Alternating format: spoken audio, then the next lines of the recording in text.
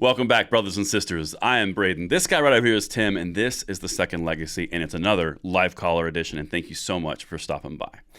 Now, if you want to be on the show, if you want to talk to me and Tim, you want to try to puzzle us with your Second Amendment musings, there is a Google form right down there in the description box. We would love to have you, see if the schedules align, and get you on the show so we can get your thoughts out to the audience and we can really pass the blessing of the Second Amendment along to the next generation. Make sure that you guys like the video, subscribe to the channel, and turn that notification bell on so we can, again, spread more freedom across the globe. And thank you so much in advance for your consideration. And the content for this live call session is sponsored by AccuFire. Now, AccuFire is a friend of the channel. They sponsor this content going forward, and they provide some items that are going to help you see a little bit better in your mission for freedom next time you're on the range. And thank you so much to AccuFire for bringing this content possible. Now, I've got a live caller. His name is Jason. Jason, welcome to the show. Thank you for calling in. What do you have for me and Tim?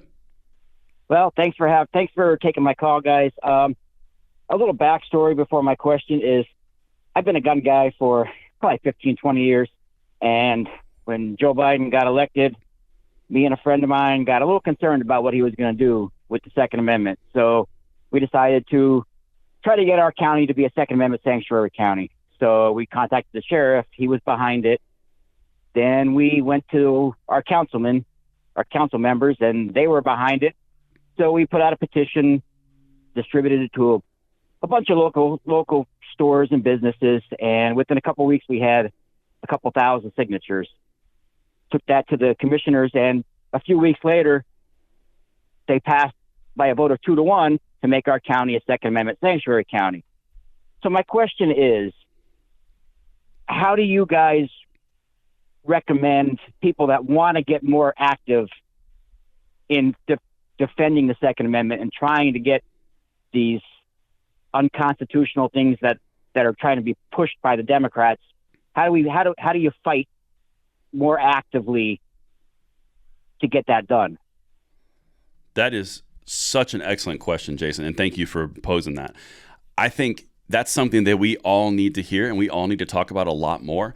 What you just described is a perfect example of taking part in the political process at your local and state level to get something done that represents the citizenry of that area.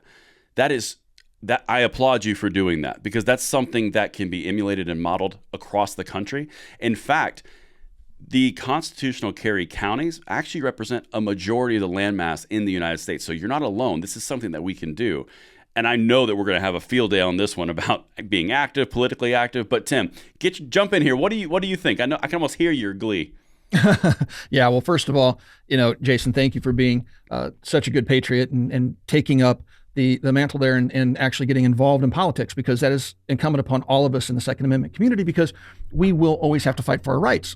Now, there are a number of different things that we can do. Obviously, what you've done is a great way to get involved at the local level. And I can't emphasize this enough.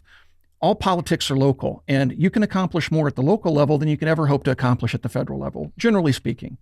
And so it is imperative that we attend rallies, that we do initiatives like you've done, where you push through a sanctuary county bill or ordinance. We tried to do the similar thing in my county, but our commissioners were like, nobody's going to take your guns here. And the sheriff was standing there like, I'm not coming for your guns. So it just kind of fizzled.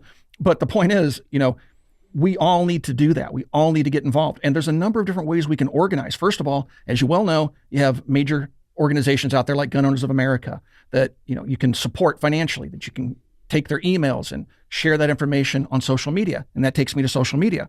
Social media is an outstanding tool for us and our Second Amendment rights. We can spread the message there. We can recruit people to our cause. We can make discussion groups. We can do all sorts of stuff on social media to organize that we couldn't even do 20, 30 years ago.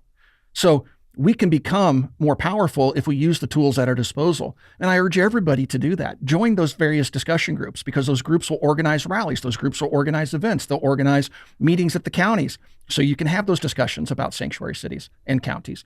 So yeah, I think that's a great question. And I do urge everybody to get involved. And at the most basic level, no matter what else you're doing, it is imperative that you take time out and call your federal and state representatives and let them know what your opinions are. Emails are a nice backup, but nothing replaces the phone call. I've been in DC when the phone lines lit up because something happened on social media and people were contacting their representatives. It is crazy.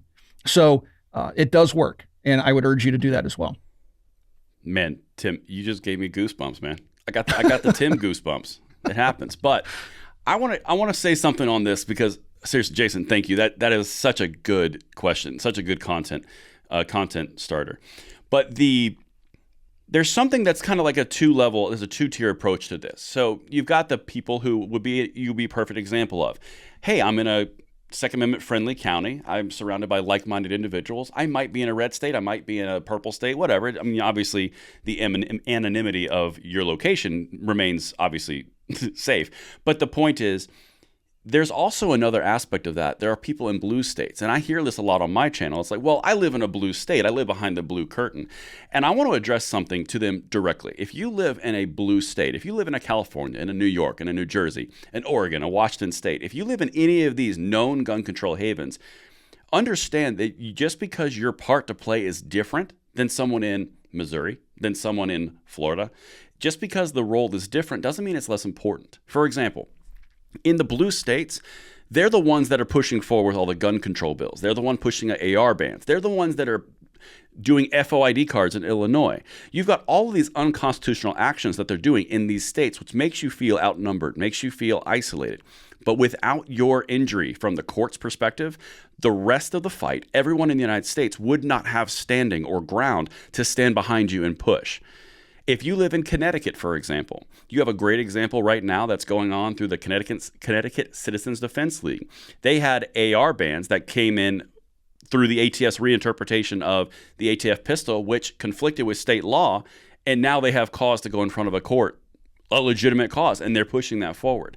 I guess the big point here is, if you live behind that blue curtain of control, understand you are crucial and essential, and do not give up, because these things are absolutely possible because of what you're doing in your current sacrifice. And to kind of stack on something else Tim said, every single gun owner in America votes. Gun controllers never have power again. I just want to throw that out there. Absolute truth. Just saying, ever. Yeah, Jason, that was such an outstanding question, my friend. Thank you for calling in. Thank you for asking the question. If you folks enjoy the content, if you like these call-in format shows, you can take part in them yourself. There is a document in the description below. Follow that document, sign up. We'll confirm you. We'll get you on the show, and you can answer or ask your question. We'll do our best to answer it. All right, folks, thanks for watching, and we'll talk to you soon.